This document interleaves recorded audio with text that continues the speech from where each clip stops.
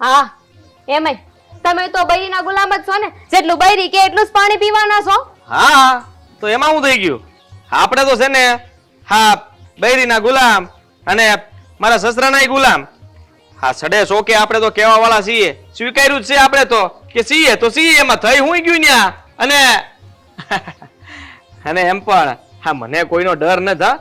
આ જેવું કરીએ એવું તો હવું કે એટલે આ દયા ખાઈને હું કઈ કાકીને વાવણીમાં મદદ કરવા નહીં આવું, એટલે મારી આશા રાખવી નહીં હા.